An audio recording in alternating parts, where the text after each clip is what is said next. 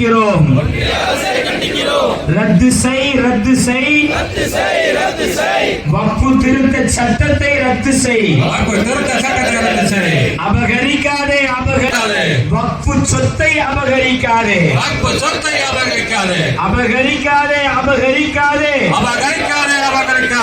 இறைவன் சொத்தை அபகரிக்காதே. இறைவன் சொத்தை அபகரித்தால் அழிவு நிச்சயம் மறவாதே. வஞ்சிக்காதே முஸ்லிம்களை வஞ்சிக்காதே. பிரிக்காதே மதத்தின் பெயரால் மக்களை பிரிக்காதே. வெல்லட்டும் அஞ்ச மாட்டோம் எதுவரினும் அஞ்ச மாட்டோம். எதிர்ப்போம் இறுதி வரை எதிர்ப்போம்.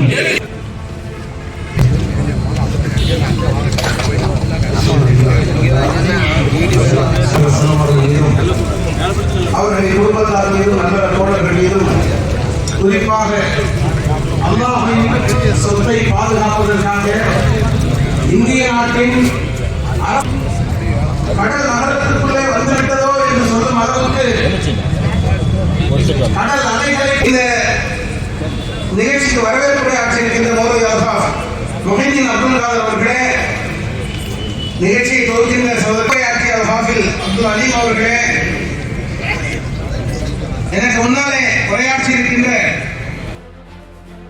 தூத்துக்குடியில் தமிழ்நாடு ஜமா அத்துல் உலமா சபை தூத்துக்குடி மாவட்டம் நடத்தும் முஸ்லிம்களை வேட்டையாடும் கெடுநோக்கத்துடன் நிறைவேற்றப்பட்டுள்ள வக்ஃப் திருத்தச் சட்டத்தை கண்டித்தும் திரும்ப பெற வலியுறுத்தியும் மாபெரும் கண்டன பொதுக்கூட்டம் விவிடி சிக்னல் பேருந்து நிறுத்தம் அருகில் நடைபெற்றது.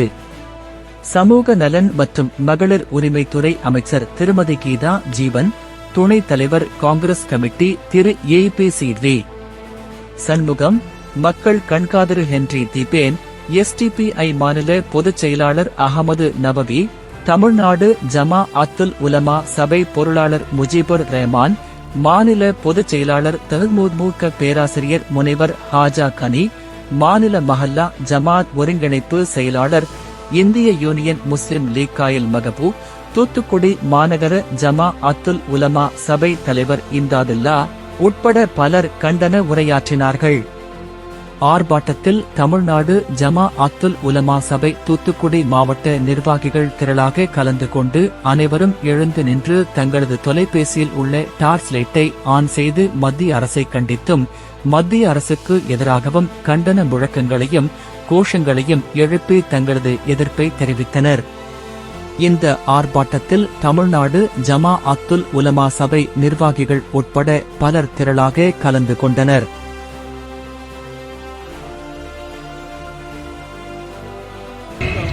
இரண்டாம் தர குடிமக்களாக ஆக வேண்டும், அவருடைய சொத்துக்களை எல்லாம் பறிமுதல் செய்ய வேண்டும், அவர் பொருளாதார சுயசார்பற்றவர்களாக, பொருளாதார வசதியற்றவர்களாக, பொருளாதார சுதந்திரமற்றவர்களாக அவர்களை ஆக்க வேண்டும் என்ற ஒரு நோக்கத்தோடு நம்முடைய ஒன்றிய பாஜக அரசு இந்த அடிகளை மெல்ல மெல்ல அடித்து வருவதை நாம் அறிய முடிகிறது. ஆகவே இந்த பேசினார், இந்த சட்டம் கொண்டு வருவதன் மூலம் மோடிக்கு நன்றி சொல்ல ஒருத்தர் சொன்னார். ஏன்னா எல்லா இஸ்லாமிய மக்களும் இன்னைக்கு ஒன்றிணைஞ்சிருக்கீங்க. ஆகவே ஒற்றுமையே பலம், நிச்சயமாக ஒற்றுமையே பலம் என்பதை நான் மீண்டும் மீண்டும் வலியுறுத்த விரும்புகிறேன். இதையெல்லாம் நீங்கள் அத்த ஒரு உறுதியோடு நீங்கள் எல்லாம் எதிர்க்கிறீர்கள். நிச்சயமாக என்னுடைய அந்த அரசியலமைப்பு சட்டத்துக்கு எதிரான இந்த ஒரு சட்டம் நிச்சயமாக இது அறுத்து போகும். நீங்கள் எதிர்பார்த்தது போல இல்லாத ஒரு நிலை. முதலமைச்சர் தளபதியார் அவர்கள் முதல் தீர்மானம் ஏற்றினாங்க, சட்டம் வருமுன்னே தீர்மானம் ஏற்றினார்கள். அந்த எல்லா எம்பிகளும், குறிப்பாக நம்முடைய ராசா அவர்களும் நம்முடைய எம்பி திரு அப்துல்லா அவர்களும் அந்த கமிட்டியிலே இருந்து அந்த திருத்தம் செய்கிற கமிட்டியிலே இருந்து கூட செயல்பட்டாங்க. ஆனால் எந்த ஒரு பரிந்துரை செய்த எதிர்கட்சிகள் பரிந்துரை செய்த எந்த ஒரு திருத்தத்தையும் ஏற்றுக்கொள்ளவில்லை. அதற்காக போராடினார்கள். உடனே என்ன சொன்னாங்க ஒன்றிய அரசு மூலம், அதையெல்லாம் நாங்கள் கருதுவோம், எல்லாம் சேர்க்கப்பட்டுள்ளது, உங்களுடைய பரிந்துரைகள்லாம் இதில் புகுத்திருக்கோம்னு சொன்னது என்னது அப்பட்டமான பொய் சொல்லிட்டு கடைசியில் சட்ட திருத்தம் என்னைக்கு வந்தது? அதிகாலை 2 மணிக்கு. எல்லாரும் தூங்கிவே உட்காந்துருப்பான்னு நினைக்கிறேன். எவ்வளவு நேரம் தான் டிவி பார்க்கறது? நானும் தூங்கி தூங்கிட்டேன் 11:30 மணிக்கெல்லாம். ஆனா 2 மணிக்கு நிறைவேற்றி இருக்கிறாங்க. ஆகவே ஒரு ஊர் அடங்கின நேரம் யாருக்கும் தெரியாம நிறைவேற்ற மாதிரி ஒரு இந்த சட்டம் நிறைவேற்றப்பட்டிருக்குது.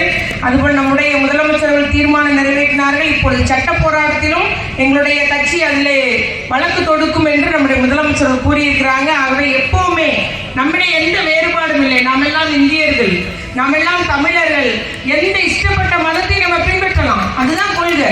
அவங்கவுங்க மதத்தை அவங்கவுங்க பின்பற்றிட்டு போறாங்க. அது குறிப்பா தூத்துக்குடி பார்த்தீங்கன்னா எந்த பண்டிகைனாலும் ஜெயஜெயன் தான் இருக்கும். அது இந்துக்களுடைய பண்டிகைனாலும் சரி, கிறிஸ்தவருடைய பண்டிகைனாலும் சரி, இஸ்லாமியருடைய பண்டிகைனாலும் எல்லாரும் கொண்டாடுவாங்க. அன்னைக்கு புது ட்ரெஸ்ன்றது எல்லா சமுதாயத்துக்காரும் போடுறாங்க. எல்லாம் அப்படி ஒரு ஒற்றுமையா இருக்கிற நிலையை பிரித்தாளும் சூழ்ச்சியினால, வெறுப்பு அரசியல, மத வெறியை தூண்டுவது, பிரித்தாண்டு நம்ம சொல்லுவாங்கல்ல, ஊரை ரெண்டாக்கி அவங்க அதுல என்ஜாய் பண்ற மாதிரி, நம்முடைய குட்டையை குழப்பி மீனை பிடிக்கிற மாதிரி பிரித்தாள சூழ்ச்சியை தான் தொடர்ச்சியாக செய்து கொண்டு அவர்கள் இதுவரைக்கும் எடுத்த காரியங்கள் எல்லாம் தாய் நகர்த்தி வருகிறார்கள். அது தமிழகத்திலே பலிக்காது. நம்முடைய திராவிட முன்னேற்ற கழகம், இந்திய யூனியன் முஸ்லீம் லீக் உள்ளிட்ட பல்வேறு கட்சிகள், எஸ்டிபி உள்ளிட்ட எல்லா கட்சிகளும் எனக்கு இணைஞ்சு இந்த சட்டத்துக்கு எதிராக குரல் கொடுத்து வருகிறோம், வழக்கு தொடுத்து வருகிறோம். இஸ்லாமியர்களுக்கு என்றுமே நம்ம ஆதரவாக இருப்போம் என்பதை நான் இங்கு கூறிக்கொள்ள விரும்புகிறேன். அதுபோல பார்த்தீங்கன்னா இந்துக்களுடைய சொத்துக்கள் இந்துக்களால் நிர்வகிக்கப்படுகிறது, கிறிஸ்தவருடைய சொத்துக்கள் கிறிஸ்தவர்களால் நிர்வகிக்கப்படுகிறது. அதுபோல இஸ்லாமியுடைய சொத்துக்கள் இந்த வக்ஃபு என்பது தான தர்மம். தெளிவாக நீங்க பேசுறீங்கன்னா எல்லா மக்களுக்கும் புரியும். தானமாக ஒரு படுக்கையில் இருக்கும் போதோ இல்ல நோய்வாய்ப்பட்டிருக்கும் போதோ அல்லாவுக்கு நேர்ந்து கொண்டு நான் என் சொத்தெல்லாம் தானமா கொடுப்பேன் நேர்ந்துக்குவாங்க. அதே போல தானமா கொடுத்துருவாங்க. அந்த முஸ்லிம் அமைப்புக்கு வக்ஃபு என்றால் தான தர்மமாக கொடுக்குறாங்க. அதுதான் இந்த சொத்துக்கள். ஆகவே ஒரு கடவுள் மீது பற்றால, கடவுள் மீது நம்பிக்கையால் வழங்கப்படுகிற இந்த தான சொத்துக்களை கூட இவர்களிடம் அதிகமாக சொத்து செய்ய வந்துட்டுன்னு சொல்றாங்க. மொத்தமே பிற மதத்தில் இந்தியாவில் 10% பேர் இருப்பாங்களா, 90% பேர் இந்துக்கள் தான். 10% பேர் சீக்கியர்கள், சமணர்கள் போன்ற ஜெயின்கள், கிறிஸ்தவர்கள், முஸ்லாமியர்கள் இருக்கிறாங்க. அது எப்படி அவ்வளவு பெரிய சொத்தாகும்? அவன் ஏதோ வாய்க்கு வந்து பேசிக்கொண்டு பொய்யான அறிக்கைகள், பொய்யான தகவல்கள், கிட்டத்தட்ட கோயப்பல்ஸ் தத்துவம். அந்த தத்துவத்தை சொல்லி நம்ம எல்லாம் நம்ம இல்ல பொதுமக்களை தவறான ஒரு நோக்கத்தோடு தவறாக வழிநடத்தி கொண்டு இஸ்லாமியருக்கு எதிர்த்து எல்லாரும் மடைமாற்றம் செய்யக்கூடிய அளவில் ஒரு ஒன்றிய பாஜக அரசுக்கு அவருடைய கட்சியில இருக்கிறாங்க. இதில் எல்லாருடைய ஒரு அந்த திட்டத்தில் ஒன்றாக இதை செயல்படுத்தி வருகிறார்கள். ஆகவே நாம் அனைவரும் இணைந்து நிச்சயமாக இதை எதிர்க்க வேண்டும் என்று குறிக்கொள்ள விரும்புகிறேன். பெண்கள் உறுப்பினராக இருக்கிறதுனால ஆடு நினைதுன்னு ஓனாய் எழுதுச்சான். பெண்களை எந்தையும் கண்டுக்கிறதே இல்லை. வட இந்தியாவில் பெண்களுடைய நிலைமை படுமோசம். போக பொருளாக பார்க்கப்படுகிறார்கள். ஒரு மரியாதை கிடையாது, வெளியே வர முடியாது, பாதுகாப்பு இல்லை. அதனால பெண்களை உறுப்பினராக கொண்டதுக்காக சட்ட திருத்தம் கொண்டு வராங்களாம். இப்பவே பெண்கள் இருக்கிறாங்க. நம்முடைய தமிழகத்தில் உள்ள வக்ஃபு வாரிய போர்டில் கூட பெண்கள் இருக்கிறாங்க. ஒரு சென்னையில் உள்ள ஒரு மாமன்ற உறுப்பினர் அந்த போர்டில் உறுப்பினராக இருக்காங்க. அந்த அம்மா நிலம்பூர் அம்மா மந்திரியா இருக்கும்போது அவங்க தான் தலைவராக இருந்தாங்க, நிர்வகிச்சாங்க. ஆகவே பெண்கள் வருவது நோக்கம் இல்லை. நோக்கம் இஸ்லாமியர்களை 2ஆம் தர குடியுரிமைதாரர்களாக மாற்ற வேண்டும், அவருடைய உரிமையை பறிக்க வேண்டும். அதுதான் ஒரே நோக்கமாக ஒன்றிய பாஜக அரசு செய்து, அதனால்தான் எங்களுடைய திராவிட முன்னேற்ற கழக தலைவர் அவர்கள் முத்தமிழ் கலைஞர் வழியில உறுதியாக இதை நாங்கள் சட்டத்தை எதிர்ப்போம் என்றும் நாங்கள் சிறுபான்மையினருக்கு பாதுகாப்பாக இருப்போம் என்று எங்களுடைய தலைவர் அவர்கள் அறிவித்து இதை செய்து வருகிறார்கள் என்பதை நான் இங்கு கூறிக்கொள்ள விரும்புகிறேன். அதே போல பாத்தீங்கன்னா ரைடு இங்க பேசினாங்க, இடி ரைடு. எடப்பாடியோடைய சமணக்கார வீடு அவருடைய கம்பெனி மேல ஒரு ரைடு வச்சாரு. ரைடு வச்சுட்டு இப்ப கூட்டணி போட்டாச்சு. அதே போல அன்னைக்கு அவர் நேருடைய சகோதரர் வீட்டுல ஒரு ரைடு வச்சாங்க. ரைடு வச்சுட்டு என்ன சொல்றாரு அமித்ஷா? ஊழல் ஊழல் சொல்லிட்டு போறாரு. அது உங்களுக்கு என்னன்னா கோயம்புத்தூர் தத்துவம். ஒரு கம்பெனியுடைய ஒரு பணப்பரிமாற்றம், சொத்து பரிமாற்றம் உள்ள பிரச்சனைக்காக அன்னைக்கு இடி ரைடு நடந்தது. ஏதோ நீங்க இடியை வச்சுட்டு திமுகவை மடக்கிடலாம், அடிமைப்படுத்திடலாம், திமுக நம்ம காலில் வந்து விழுவான்னு நினைக்கிறீங்க. அது ஒரு காலம் நடக்காது.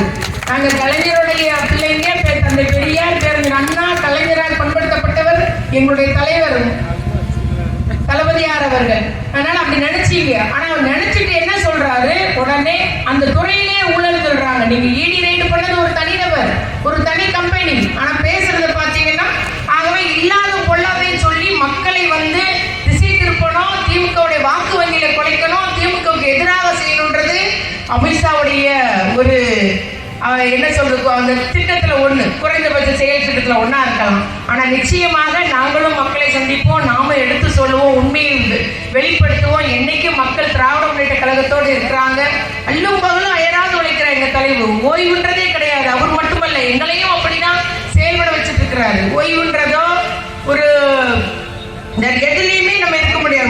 முழுமையாக மக்கள் பணி, முழுமையாக மக்கள் திட்டம், மக்கள் பிரச்சனை தீர்ப்பது என்ற முறையிலே கடந்த 4 வருஷமாக பணி செய்து வருகிறோம். ஆகவே நிச்சயமாக இந்த ஒரு சட்டத்தை பொறுத்த வரைக்கும் நீங்கள் கலங்காதீர்கள். ஆனால் நம்ம ஒற்றுமையாக இருக்க வேண்டும், தொடர் போராட்டம் நடத்த வேண்டும். தொடர்ச்சியாக நம்ம எல்லாம் உங்களோடு இருந்து பணி செய்வோம், உங்களுக்கு ஆதரவாக இருப்போம். நம்முடைய ஒற்றுமை வெற்றியை தருவோம். தொடர்ந்து நாம் போராட்டம்